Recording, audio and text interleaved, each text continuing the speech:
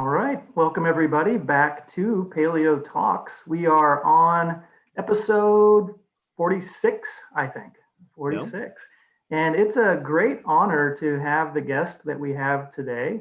We often don't get to interview or talk to the people that were sort of our mentors, people that we looked on, in quaternary paleontology in particular for myself, and then have them on the show. And we have Adrian Lister. How you doing, Adrian?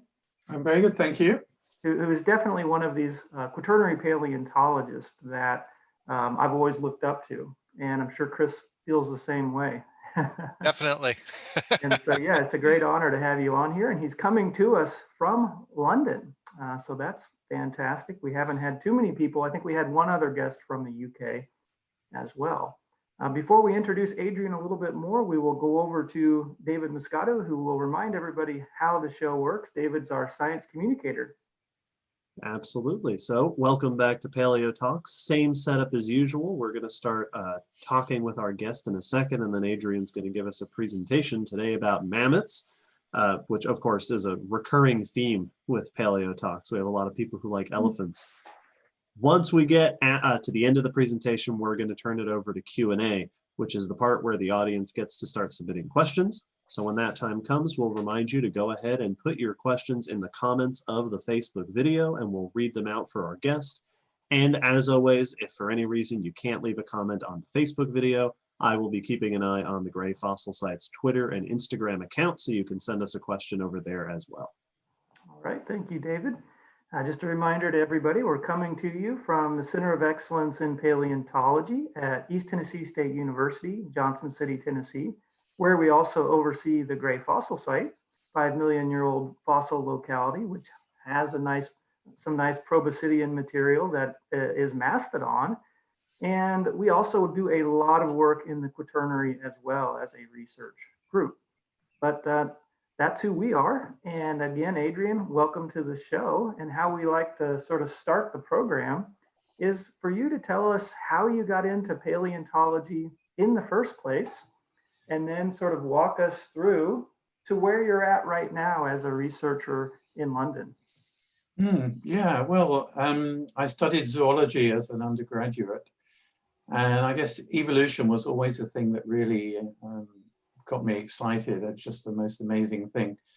So when I decided I wanted to try some research and do a PhD, I was fortunate in my undergraduate studies, because at Cambridge they had a wonderful fossil collection. It was the old DMS Watson collection, which is one of the finest, for vertebrate paleontology anywhere. And they let the students loose on it, basically. So that really gave me a taste for vertebrate fossils.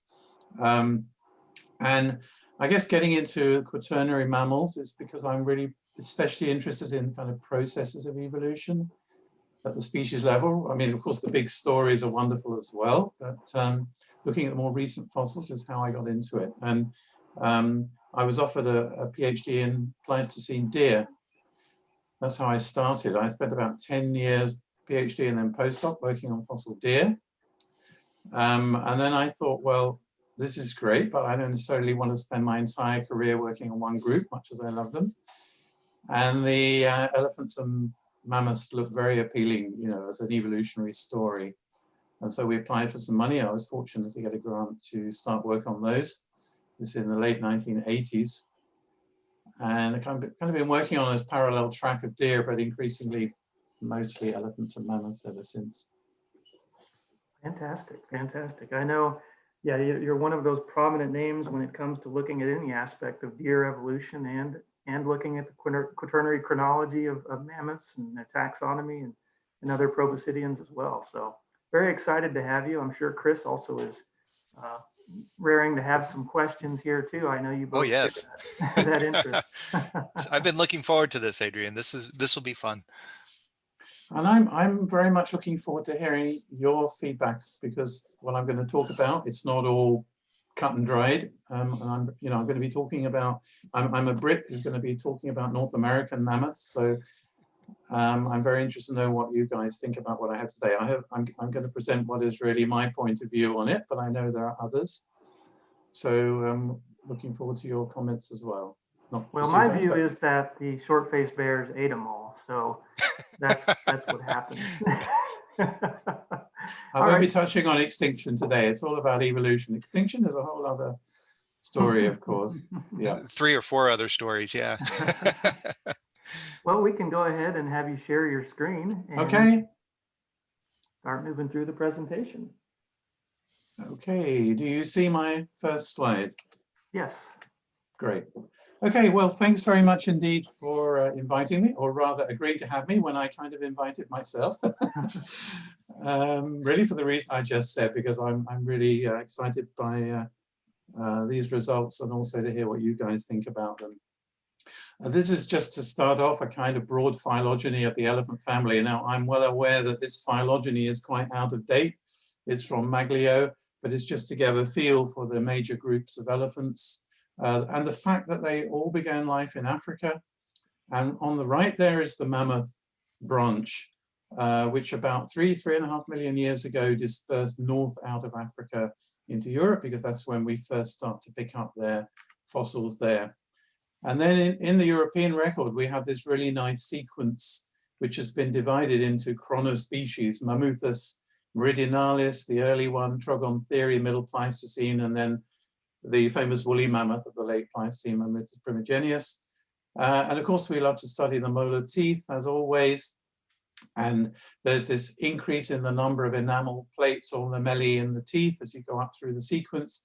Also, a very substantial increase in the crown height of the teeth, which I've marked with the yellow arrows, which takes place between the meridionalis and the Trogontheri stage. So I consider that step to be really the most significant in this sequence. It also had to involve, changes in the skull and jaw morphology to house the higher crowned molars.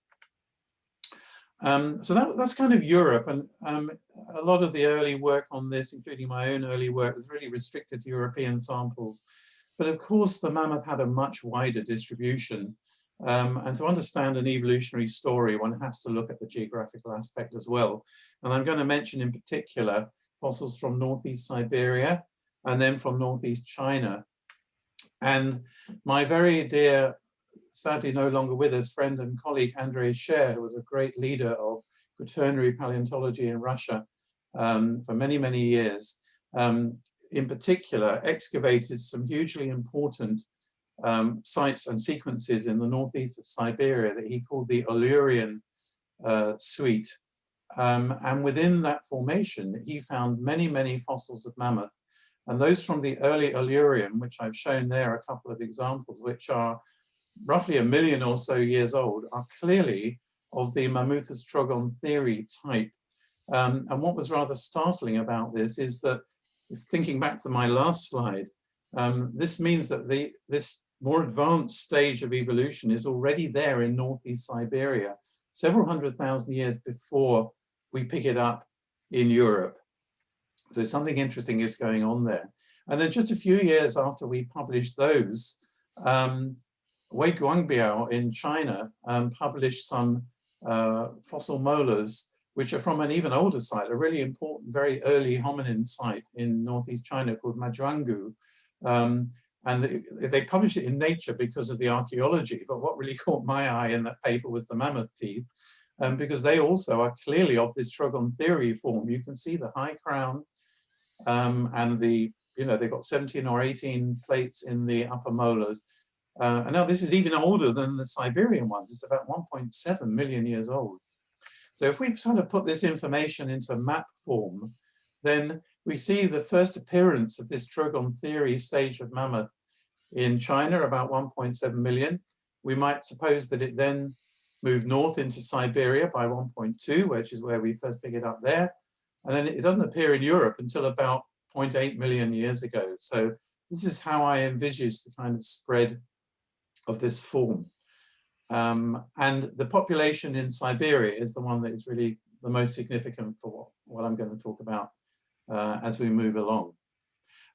Presumably, the origin of trogontheri in China was because the original species, meridionalis, the earlier one, spread. We know that it spread right across to China up until 2 million years ago or so.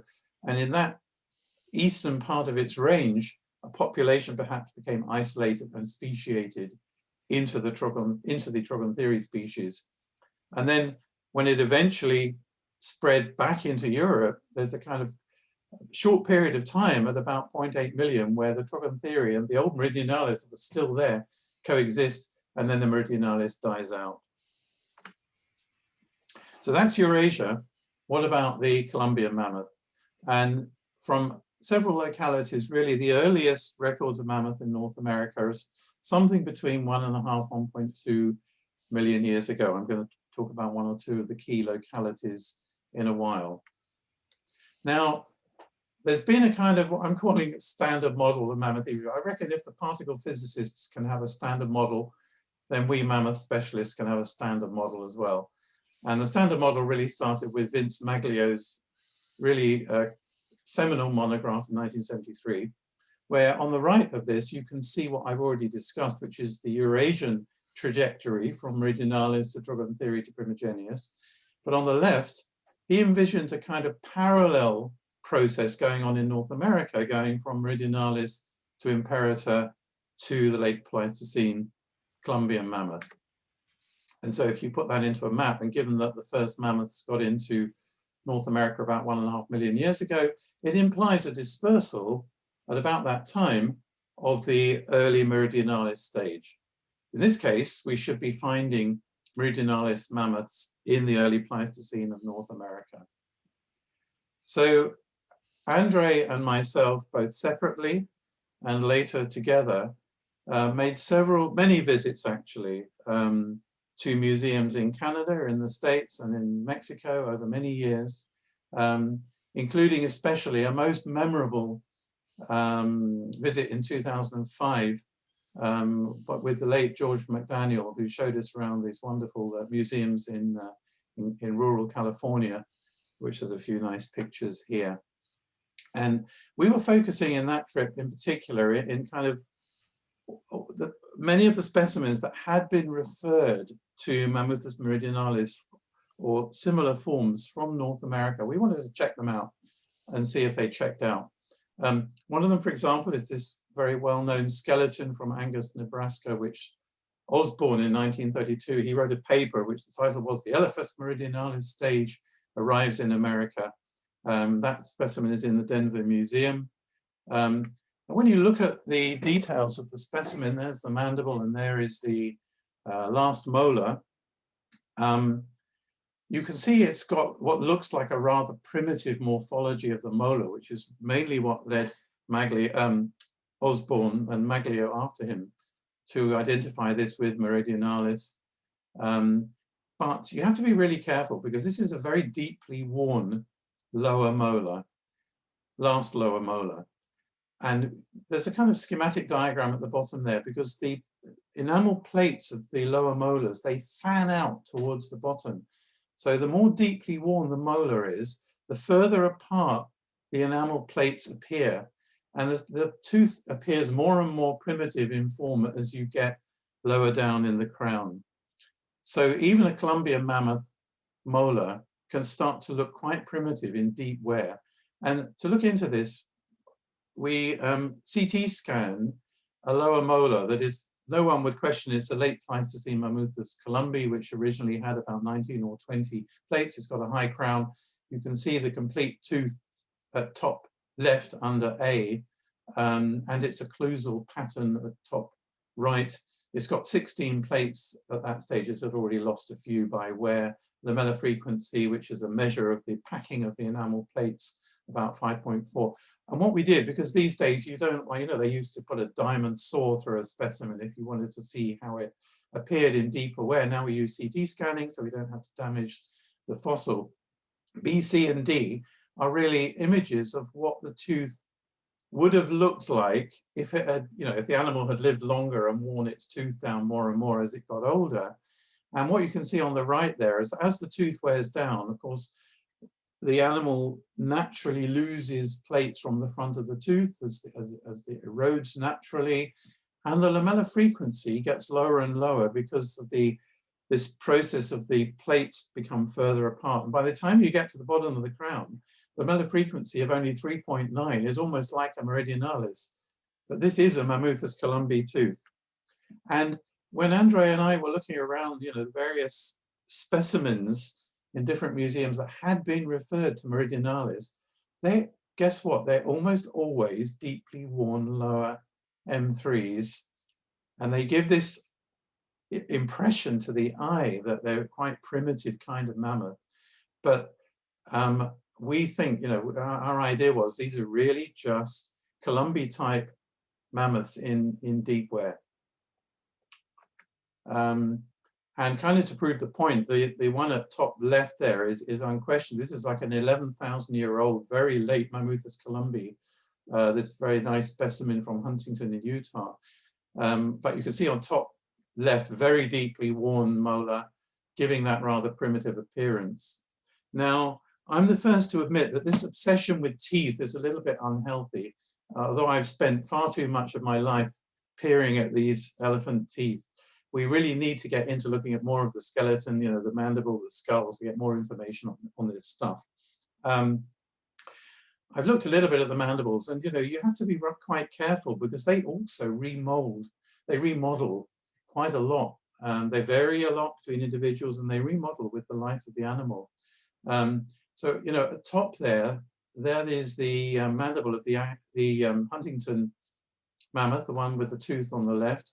At the bottom is the Angus one that had been referred to meridionalis, and Osborne said, well, it's got quite a long horizontal ramus, and it's got quite a backwardly angled vertical ramus, ascending ramus, and that's kind of primitive. But if you look at that old columbi at the top there, it's really not very different. I haven't yet, it would be a lovely project for someone actually, maybe a student project, to really look at this in detail. But just as an example of what I think we're going to find, these are 3 mandibles of late Pleistocene Mammuthus primigenius, woolly mammoth from Siberia. They're all on their M3 stage of wear. But the top one has its M3 in early wear. That would be an animal maybe in its 30s. The next one in mid-wear, and the bottom one has got its teeth in very late wear. It's an animal of maybe 50 or 60 years of age. Look at the difference in shape of those mandibles. It's all one species. So we really have to be careful using this feature as a taxonomic clue. I'm not saying, I hope there is taxonomic information in skulls and mandibles, but when we make that study, we have to take ontogeny into account, is all I'm saying. But I'm going to go back to teeth because that's what I've studied in detail. And I've shown some specimens which really are very difficult because they're very deeply worn. If we look for samples which are really nice, where we've got complete teeth, in early wear, and a nice sample, so we're not just looking at individual specimens, we see a different story. And the best sample of early mammoths that I've found in North America is the wonderful sample from the Lazy Shell Pit site in Florida, at the Florida Museum in Gainesville. And these are dated by various means to more than 1 million years old. But when you look at these molars, they're really not any different from a late Pleistocene columbi, in my opinion. So the yellow arrow shows a high tooth crown, and the pink arrow, they have up to 21 plates in their 3rd molar. And this is early Pleistocene. So the idea that, the idea that Andre and I really came to in the end was that as far as we can see, there's not really much change through the Pleistocene of North America in the form of the mammoth. We didn't find anywhere what we were looking for, which is something we're so familiar with from Europe, which is a real meridionalis type tooth with a low crown and a complete tooth with only a dozen or so lamellae. If anyone knows of anything like that from a North American collection, I'd be delighted to hear about it.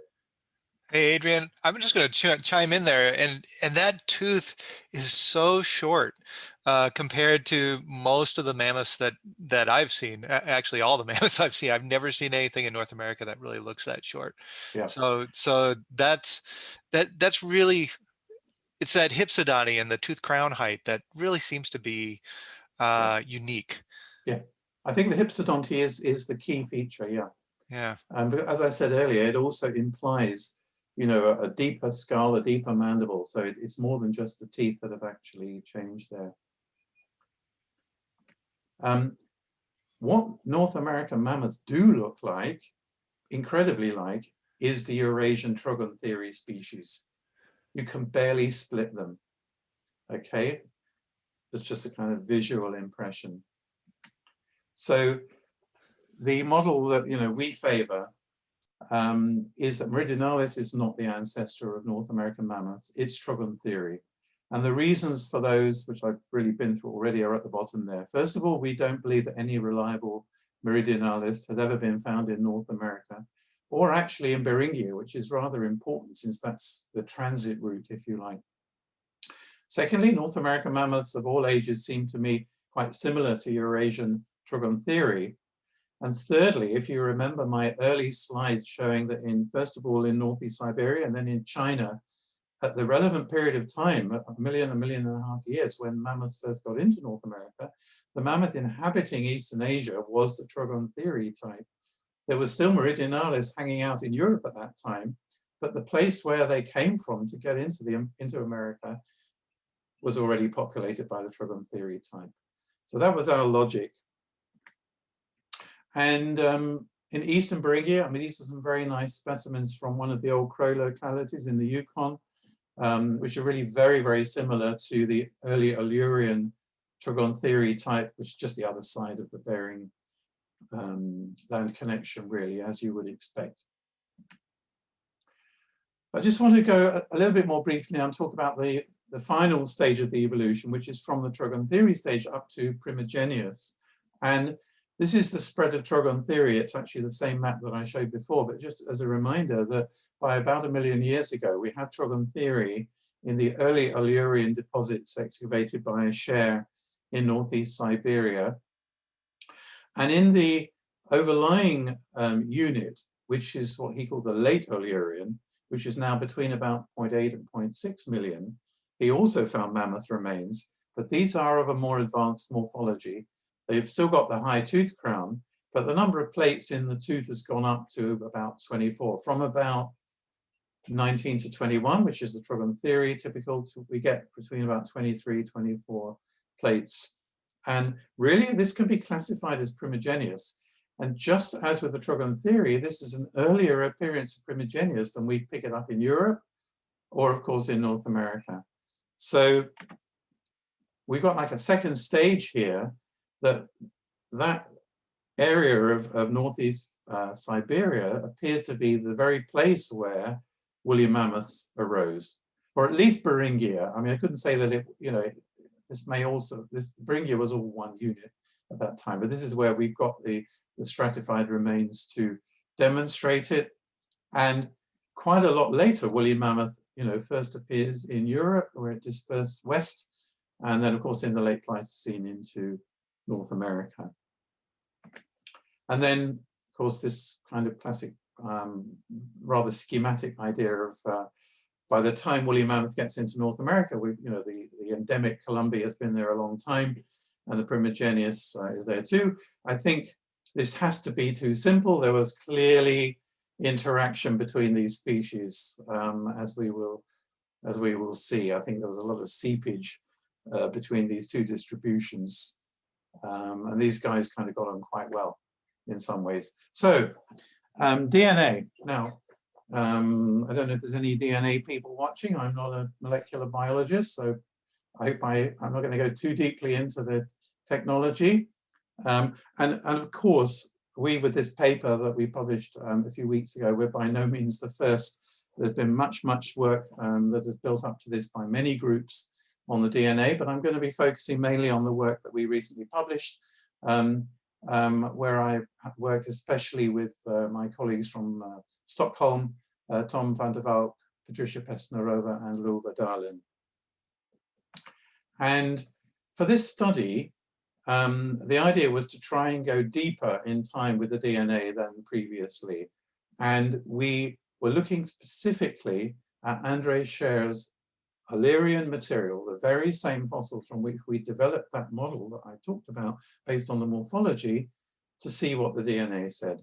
And so a number of early Illyrian specimens were picked, and we deliberately chose specimens where there was enough of the morphology there that we could see which species it was. So a bunch of ones from the early Illyrian of the Trogontheri morphology, and then a bunch of ones from the late Illyrian of the Primigenius morphology. And these three that we named after the localities that they came from were the ones that yielded the best DNA so far, and those are the three that we focused on in the paper.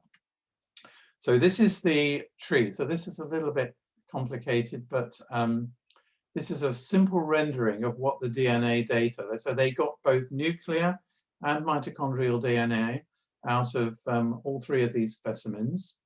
The lines are the lineages that are reconstructed from the DNA data. The colored circles are the specimens. So you can see the three, the Chukotka, Adicha, and the Krestovka. The Krestovka and the Adicha are the two early Illyrian specimens of Trogontheri morphology. There's a late Pleistocene North America, Columbia. Chukotka is the late Illyrian, early Primigenius type from Siberia. And then we got a bunch of standard order woolly mammoths from Eurasia and North America. And the green color really is morphologically is the Trogontheri / Columbia type morphology. The blue color is a Primigenius type morphology. Now, I'm going to talk about several findings in series to try and kind of, you know, one at a time, hopefully for clarity. The first great finding for me was that there is a lineage. The DNA demonstrates that there is a lineage from some of the early Illyrian Siberian specimens of Trogontheri morphology to the late Illyrian of early Primigenius morphology to our Holarctic classic woolly mammoth populations. So the idea that we got from the morphology that Northeast Siberia, from the Illyrian, early Illyrian to late Illyrian, and then globally, that is the origin of the woolly mammoth, broadly is corroborated by this DNA. This, for me, to be honest, this is the most wonderful finding. It's actually the finding of the various findings I'm going to tell you about. This is the one that's got the least coverage in all the, in both the paper itself and all the coverage. It's got the least coverage because the other ones are kind of sound, well, they are very exciting as well. But for me, this was this is my favorite because it kind of corroborates that story. Right. Next, what they found was, very unexpectedly, within the early Illyrian Trogontheri material, there are two very distinct genetic lineages. That's we call them the Adicha lineage and the Krestovka lineage. Remember, these two fossils are both about 1 million years old. The Adicha one probably a little bit younger. But the molecular clock suggests that they diverged as much as 2 million years ago. So they're very distinct.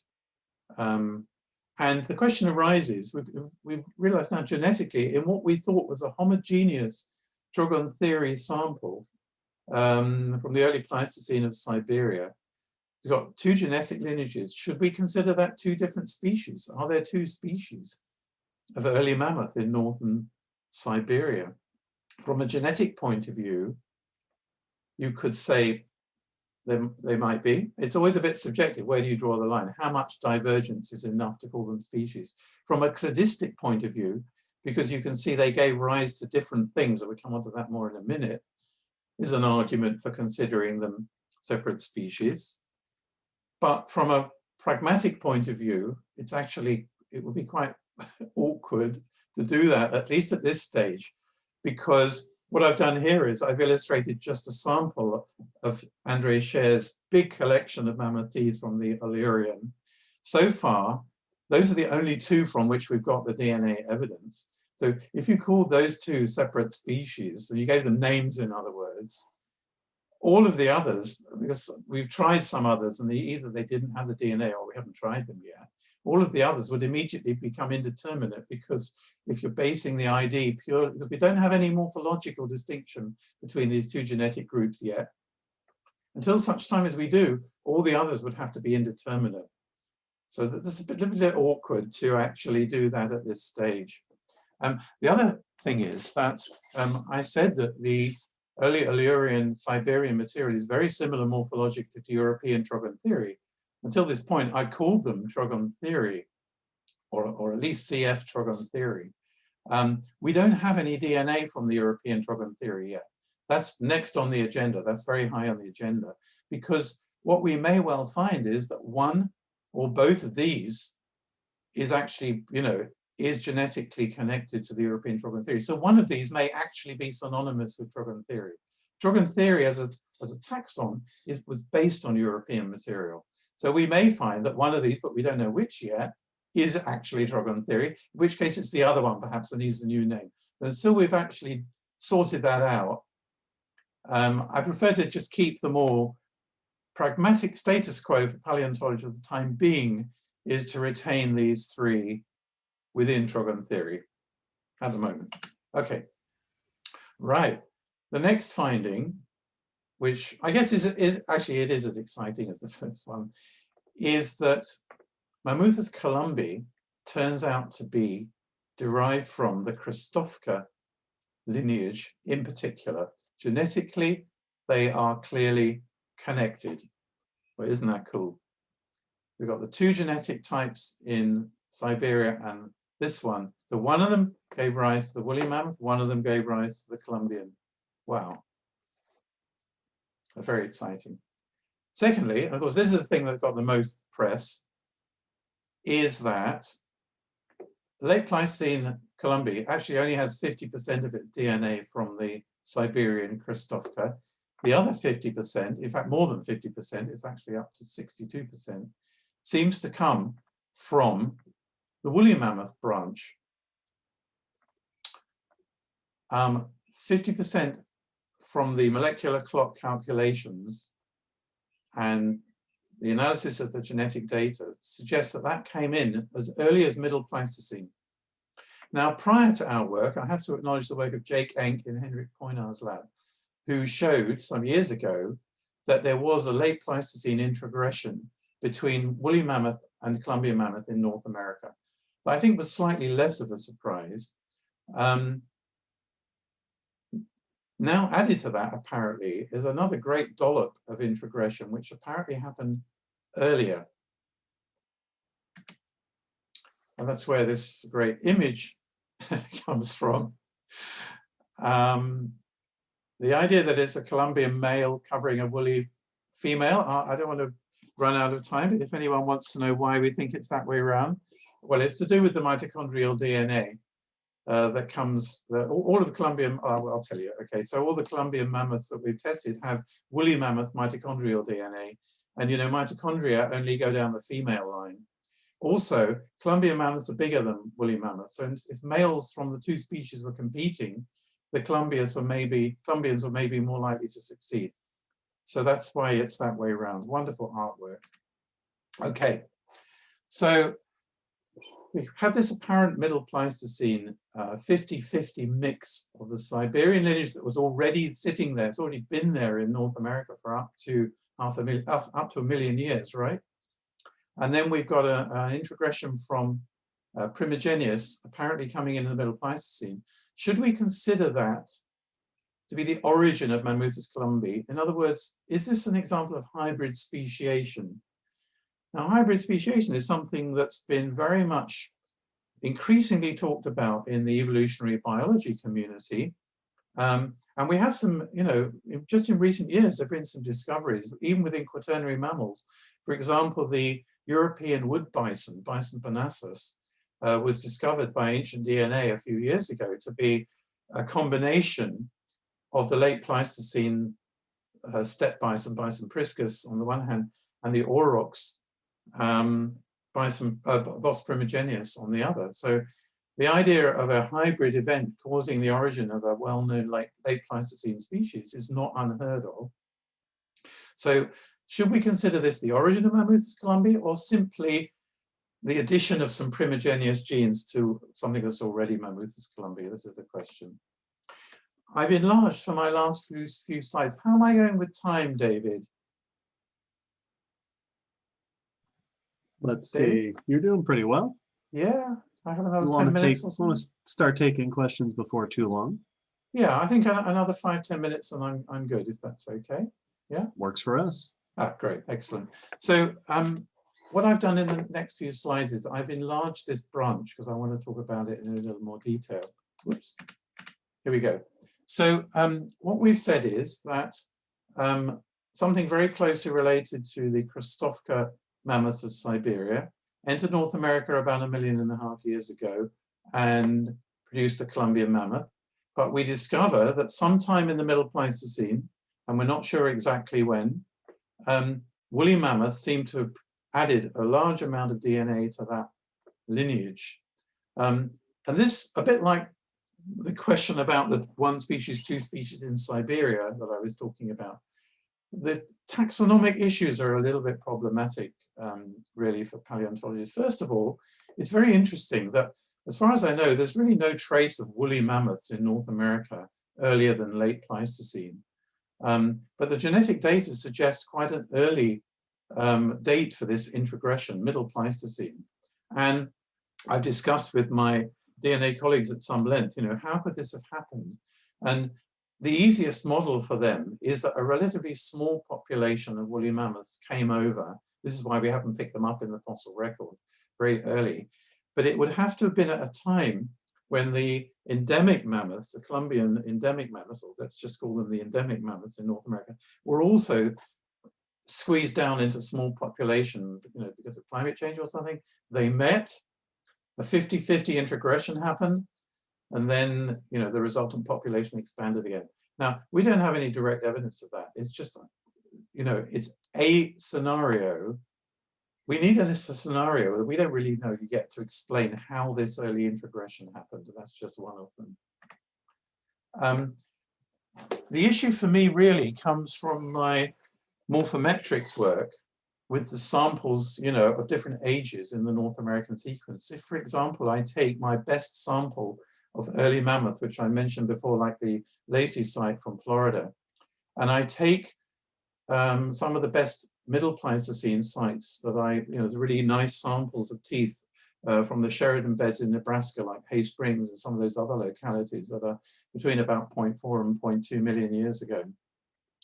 They are morphologically, at least as far as the teeth go, and I have to make that proviso that I made earlier. This is just about the molars, but as far as they go, I can't really see any significant difference between them. They haven't been woolly-ized in that interval, as far as I can see. This is a scattergram of third molar, some of the sort of classic dimensions that we measure, the lamellar length, which is like lamellar frequency, and the enamel thickness. And these are, the blue ones are early Pleistocene North American, like the Lazy site. The yellow ones are Middle Pleistocene North America, like Hay Springs. And the blue and the yellow, you cannot distinguish these samples. And nor are they different from a lot of late Pleistocene columbi, which are the pink symbols from various sites. So I've said there's morphological stasis here. The point about this really is where I'm leading is that if we're going to say that this primogeneous introgression is the origin of Mammuthus columbi, because it's a hybrid speciation, then if that's the origin of Columbi, then we have to give the earlier ones another name, right? If Columbi only begins here, then this has to be a different species. The problem is we have no ancient DNA yet from down here. North American colleagues, please find us some lovely early Pleistocene samples that might have DNA in. But also, if these are morphologically all very similar, how would we identify, what is Columbi and what is the earlier species? Well, you could say we could do it on age. Anything before the introgression event, we're going to call species X, whatever. Anything after, we call Columbi. Problem with that is that we only know the age of the introgression again very roughly. It's kind of Middle Pleistocene. It may have been a series of introgressions. That's why I put several arrows there, or it may have been one. Secondly, of course, a lot of our fossils are poorly dated. We don't necessarily know where they came from.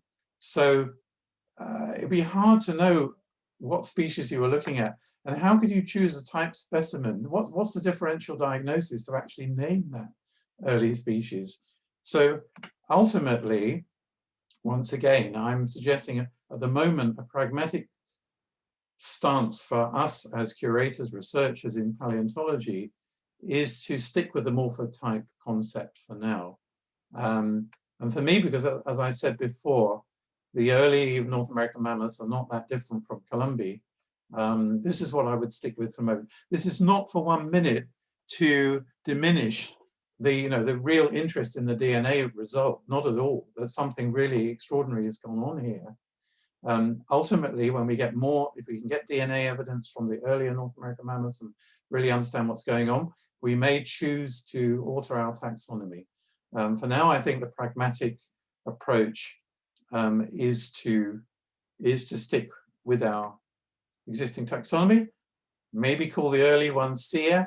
I know some colleagues, they're a little uncomfortable with the idea. It still should be something different. That's as far as I would take it. So for now, I stick with the published scheme that Andrea and I, put together. That we rather radically, we call everything Columbi, except for in the late Pleistocene, we clearly do start to see some more advanced primigenous type forms creeping in. That's what the green shading at the top there is. Oh, I just want to say before I go on to that, should we decide eventually to give a new name to the early North American mammoths down here, I would say for me, it would not be just reverting to Meridionalis, because as I've said, they don't look like European Meridionalis. I also don't think it's anything like Hay, which is the other North American name, which I don't believe is a valid name. If anyone wants to discuss that, I didn't want to talk about it because it would have taken up more time, but I can do in questioning if anyone wants to discuss that.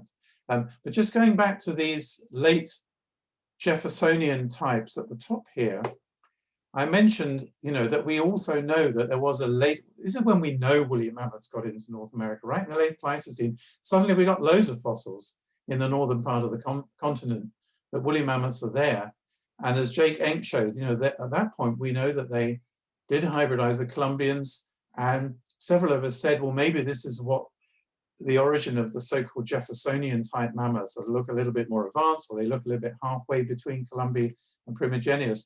And I showed you earlier the top part of this graph. I whited out the bottom part. I didn't want to, it is rather cluttered, but these were the early and middle Pleistocene ones, right, in the blue and yellow. If we look at late Pleistocene North American mammoth, and of course we've got Primigenius, these are mostly from Eastern Beringia, they're from Canada, they're from the northern states. And then we've got Columbi samples, which actually I only showed you half of them. They spread right the way over. And I think these are the ones which have been called Jeffersonian, right? And it may well be that these individuals are ones that have got more Primigenius DNA in them. But what's interesting is that these symbols are localities. So for instance, the pink triangle is the Lamb Springs site in Colorado, a late Pleistocene site where there's a good number of molars. And you can see that the morphologies in one locality, when you have enough specimens from one site, they span the whole range. So for me, Jeffersonia is not a species, it's a variant. Okay, it may be individuals that have got more Primigenius DNA, whatever. We need to get DNA from some of these Jeffersonian individuals. That would be really exciting. There's so much more to do. This is just the beginning, really. So a quick that's question. it. I'm done with my slides. Perfect. Should I unshare my screen for now? Yeah, that's fine. Yeah, that's so we can see each other. Okay. I have a quick question for you and maybe Chris as well, and that is, as mammalian paleontologists, we do have this strong bias towards what's going on with the teeth because they're so well preserved, and that's often what we work with because of that. And with you having looked at so many mammoths, if you were to move away from the teeth to try and look at the taxonomy phylogeny, are there any particular places that you might go towards thinking also about what is available out there?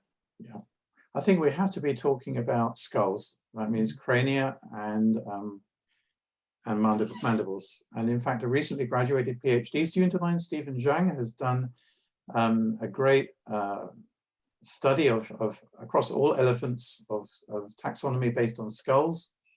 It's made a very good start with that. That work will be appearing hopefully later this year. And he's here with us on Facebook writing lots of comments. Yeah, I bet he is. Yeah. I wonder, another follow-up question with that is, do we have to be careful, of the dietary influence when we're looking at the jaw as well? Yeah. Are you talking about when we're looking at phylogeny? Yeah, adaptive, of course. Adaptive. I mean, it's bad enough with the teeth because there's clearly a lot of parallel, evolution goes on within elephants. And this is going to be true of the jaw morphology as well, added to which there's that kind of remodeling that I mentioned. So I think crania are probably the best. I mean, limb bones is just hopeless because, we can't, if you just give me a femur, I couldn't tell you which species of mammoth it was.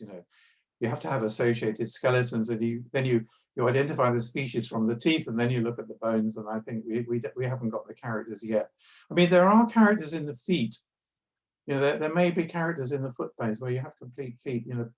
There are some distinctive characters in the carpal bones that people use to distinguish some of the early Eurasian mammoth species. So that may be a way to go. But there's potentially so many characters. I mean, Stephen will remind us, but I think he's something like 160 characters in the skulls that he has used in his study. So I'm always very keen on having statistical samples where possible. I mean, that's one way around the variation issue. And I've tried as far as possible with my tooth study not to rely on individual specimens and to home in on localities where we have at least some kind of statistical sample to get a handle on variation. And of course, the other thing with the skulls, the other problem is we don't have enough issues is sexual dimorphism, because all elephants, including mammoths, are sexually dimorphic. The males have largest tusks, and that affects the whole morphology of the skull. So we've got to look out for that as well, that we're not splitting taxa between males and females. So it's a tough one. Mm-hmm. Let's go over to David and see what questions he has. And Chris, of course, chime in if you had something to say there first. Sure, I'll let Chris talk, but I'm going to remind everybody that now's the time to go ahead and submit your questions. So you can put your questions in the Facebook comments. I've seen we've gotten a few already. And like I said before, if you can't comment on Facebook, send us a message at the Brave Fossil Site Twitter or Instagram account. Chris, go ahead. Did you want to say something? Sure. Yeah, I realized I was muted. So where do I start? So Adrian, this idea that you have kind of a single lineage of Columbian mammoths that is introgressing with woolly mammoths throughout time in North America is one that to be fair, I felt very satisfied when you came out with it, because we were working on our samples from the Midwest and from the Great Plains, and we were finding that yes, if you went to Nebraska and measured teeth, you would get at this kind of statistical morphotype. If you went to Iowa or to Ohio or someplace like that, you might see something slightly different. But if you connected the dots, you saw that it was all kind of the same population. It was the same degree of variability. So having this kind of shared lineage, or the shared, I don't know, very flexible kind of membership in these different morphological groups really helped us really understand this. The question I have is that a lot of our understanding of mammoth population dynamics in North America in the late Pleistocene are based on mitochondrial DNA. We don't have good nuclear DNA preservation, and so there are some Jeffersonii that we sampled, some things that look like Jeffersonii. There's things that look like woollies. There's things that look like Columbian mammoths. I don't know. How do you think that nuclear DNA might help us kind of tease apart some of these patterns. Yeah, I think it's really essential for getting at the proper phylogeny because, for instance, we know from modern African elephants that several savanna elephant populations that are, in terms of their nuclear DNA and their morphology, are 100% savanna. They got almost entirely forest elephant, which is the other African species, mitochondrial DNA. This is Al Rocker's work. And because of differential mating in the way that I showed it in that wonderful artwork, between males of one species and females of the other, mitochondria can give a misleading impression. I think we're increasingly realizing this now. It tells us something about population history, but the reason why I think my colleagues are very confident of the pattern that they got in our recent paper is that it does include the nuclear DNA as well as the mitochondrial. So yeah, ideally we'd want to try and be getting both out of the Jeffersonian and the earlier North American stuff. It's a challenge. I've got more questions, but I'll pepper them in as David adds in questions from the comments because we've got a lot in there too. Sure. Yeah, we've got lots of questions coming in, and many of them are quite technical and detailed, so we might not get through all the questions today, with apologies to our questioners. I'm going to start with this one from Dick Moll, who asks, the evolution of Mammuthus meridionalis into Mammuthus troghantheri took place much earlier in Eastern Eurasia than in Europe. Did the same happen in other groups of mammals like rhinoceroses, deer, horses, etc.? Thanks, Dick. I know that people who study the woolly rhinoceros find the earliest representatives on the Tibetan plateau in China. So there's at least one example. I think some of the large bovid species have the earliest records in Eastern Asia as well, and also muskox. So I think there is a pattern there, especially of these cold adapted, what became the kind of denizens of the mammoth steppe fauna. I think it's true in some cases, we can't overgeneralize. But yeah, Right. Yeah, And I believe so. speaking of Eastern Eurasia, Jenny has asked, why is it that now most of the Japanese mammoth varieties from the early Pleistocene are considered to be Mammuthus troghantheri? Yeah, that is their morphology. So they were named as a separate species, Mammuthus protomammontius. They are morphologically very similar to troghantheri. They're slightly different. I mean, I've worked with my colleagues in Japan. I've looked at some of this material. And I can see that they're slightly different. I can see an argument, maybe as an insular form to separate them off. But they're within the troghantheri family, if you like. They're of that level of evolution. They're not meridionalis, they're not primigenius. All right, and I'm going to do another quick one here before letting Blaine or Chris chime in some more. Dario asks, might the spread of Paleoloxodon antiquus be related with the extinction of M. meridionalis?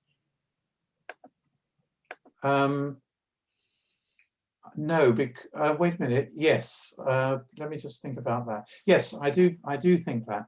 What I think happened was that you had meridionalis in Europe. It's had its last stand in the early Middle Pleistocene about 750,000 years ago. And just at that time, Paleoloxodon came north out of Africa and really took over the browsing part of the niche. And Mammuthus troghantheri, which we've talked about, came west from Siberia and took over the grazing part of the niche. And that is when meridionalis was squeezed out. Because meridionalis was the only fossil elephantid in Europe for like 1 million years or more. And then it's got and it had a very broad niche. And then you've got Paleoloxodon taking over the browsing niche and troghantheri taking over the grazing niche. And those two then coexisted through the Middle Pleistocene in Europe. So I believe the answer is yes. Nice question, thank you. My next question is almost bordering on the metaphysical. So early on, one of your earliest slides was this very definite tree. In North America, it went Meridionalis to Imperator to Columbi, and in Europe, you know, it is very definite, very clear. That contrasts incredibly with the one that you have later on. With there's so many question marks, there's so many dotted lines, there's so many percents this and percents that. You know, you've been working on mammoths for quite a while. I mean, is this, you do feel like you're making progress, right? I think it's part of the whole philosophy of the way that our subject has changed. You know, I mean, Maglio was working in the 70s where people were still thinking in terms of simple lineages. And now, you know, it's just got so much more complicated. First of all, in terms of multiple branchings, look at the hominin story. You know, there's so many different species of fossil hominins now recognized from Africa, you know, where before it was just a simple sequence of maybe 3 or so. And now we've got this added complication of introgression, where not only have we got a branching out tree, we've got anastomoses, which is a cladistic nightmare, actually. You know, it is very exciting, Chris, as you say. It also makes it a lot more difficult to untangle what's going on. No, in one sense, we're really lucky that we're working with these animals that we can get ancient DNA out of. And so it's giving us these new interpretations of their relationships. Is that going to bleed back farther in time, you know, to pre-DNA preservation paleontologists to start looking at variation in different ways? Pre-DNA, you mean before we've got, yeah, Before we have that preservation. I do think that. I do think that, because if we're learning from the DNA, which we just would never have guessed, these things that we've found out recently, we would never have guessed from the fossil. I don't think so. And so we're learning that it's so complicated with hybridization events. I think what you're saying is that any part of the fossil record way back, we have to bear in mind that complex processes like that may have been happening. Yeah. All right, here's another question. This one comes from Jeannie over on Twitter. Adrian, do you hope to visit North America again to work with the proboscidean experts here? COVID permitting, of course. I love coming over there. I've had many, many visits, but there's still many great collections that I've yet to see. And in terms of we want to extend the deep DNA work into North America, I need you guys. You know, we need to look at potential samples together and collaborate. So a big yes to that. I'd love to show you all the strange teeth, the things that don't fit into any particular mold. I'm sure. I'm yeah, sure that stuff they exist. Please. Yep. I always think, you know, when you go to a place because you know they've got a certain thing in their museum that you're looking at, it's when you open up all the other drawers and you're like, what? You know, that you find something that you weren't expecting. That's the excitement of visiting other collections. One of the things that is kind of intriguing to watch both the mammoth DNA story kind of pan out, but also the mastodon DNA story pan out. We see very different patterns.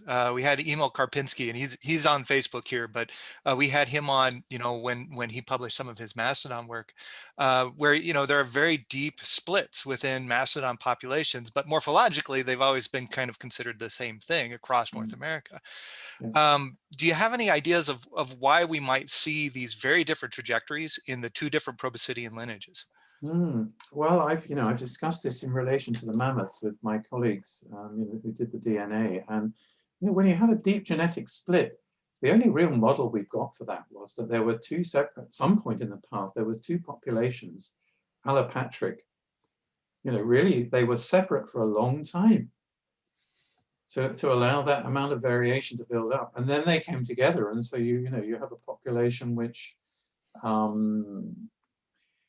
looks homogeneous, and yet you've got these two very deep lineages that must have been separate. And so then you wonder, how was that possible? You know, that they, because these are very migratory animals, they're very easy to disperse. This is the problem I have in part, with the Siberian ones. We've got these two very distinct lineages eventually in the same place at the same time, or we can't separate them morphologically.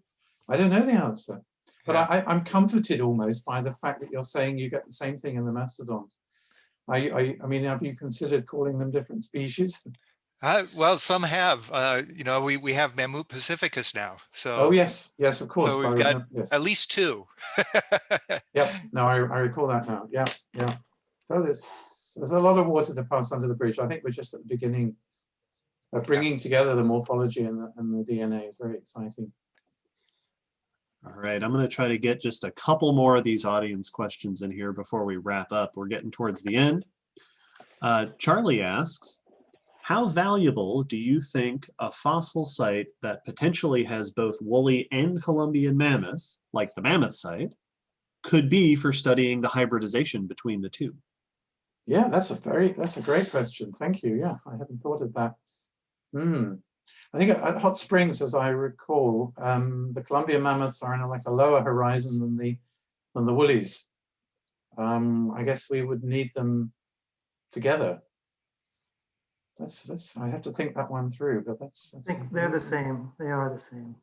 I yeah. remember most recently they're in the same general. Oh, they are. Yeah, I mean, my knowledge on that may be a little out of date. Is that And right? are they? Chris? I'm not sure stratigraphically if they're the same, but the other, to Blaine, you'd know better than I, but the other confounding factor there is that we were thinking that they were LGM, so they were last glacial maximum, and now it's turning out that they're much older. They're actually penultimate glacial, so Illinoisan, which would, you know, that may come back to kind of your idea of having two separate populations, you know, a southern population and a northern population. And as you have this glaciation happening, the woolies come down from the north and start overlapping with Columbia. Yeah, this is clearly also going to tie in very strongly with climate change. It's going to move these populations around. You know, I see it as, you know, what the evolutionists call a metapopulation. You know, where you've got a whole load of populations with complex degrees of connection, interbreeding between them, getting isolated for a while, coming back together. It's going to be complex. Here's a question going back to your talking about traveling over here to North America. Stephen asks, what good institutional collections of North American mammoth skulls are there? Well, others listening may know better than me that, I mean, the Denver Museum has got some very, very nice complete skulls. Actually, from Mexico, there's in the museum in Mexico City, they've got some beautiful crania of Mammuthus columbi, and also from some of the sites they're currently excavating, like the Toquila site, and of course this extraordinary new Mexican site. I think that probably that's the best answer. Yeah, because the ones at Denver are like odd skulls from different localities. I think the Mexican sites are the ones where they've got considerable numbers from individual sites. Yeah, I can tell you though that a big study of a load of skulls is logistically quite challenging. You know, you can't see the whole thing. You have to walk round to the other side. I mean, what a group of mammals to choose to work on, but we love them. I'm sure a lot of the great secrets are doing a CT scan, you know, looking in the internal morphology, but who's going to be able to do that in any scale? Yeah. And then I've got a question I'd like to ask before we'll wrap up soon, and then we'll let Blaine and Chris, if they have anything else to say. One of the things that has sort of been a theme throughout this presentation is this collaborative work between your work on the other side of the Atlantic and our work over here. And one of the things that I've heard Chris say in the past that is sort of unique about working on proboscideans is that you kind of have to get this global perspective, as opposed to oftentimes if you're working on really small animals, you can do a lot, you can get a lot out of a single site or a single region. Do you find, since you've worked on other groups like deer, do you find with proboscideans that it's particularly important to get that global collaborative nature of the work in order to just to get an idea of what these animals were doing? I think you have to look geographically with any taxon, actually.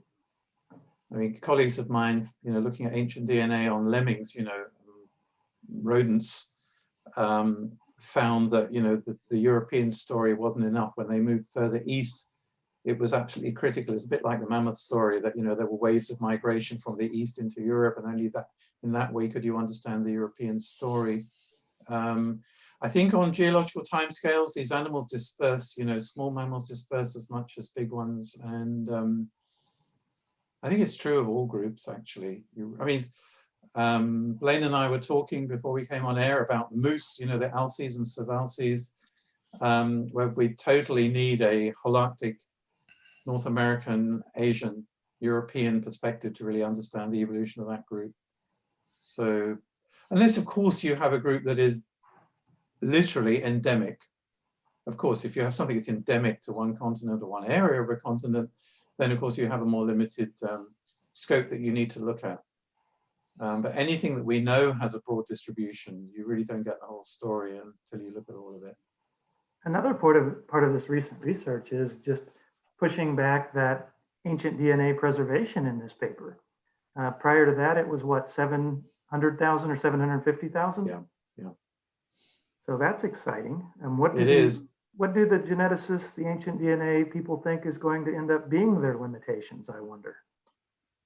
They think they might be able to push it to 2 million or so. The big issue is that they've only got that million-year-old DNA from permafrost in the far north of Siberia. And to answer all the questions we've been talking about today, we need to be getting older DNA from more southern regions, from Europe, from continental North America. And that's a technological challenge, a big technological challenge. Yeah, I think that's where we need to move next, not so much going even deeper in one far northern region, but going a bit deeper in more southern regions. Yeah. All right, well, we're gonna wrap up here in a minute, I think. We've got tons of comments and questions in the comments here that we didn't get to address. So if you get a chance to look through those later, and if you want to type up some responses to people, please do. Blaine and Chris, is there any other comments or questions you wanted to make?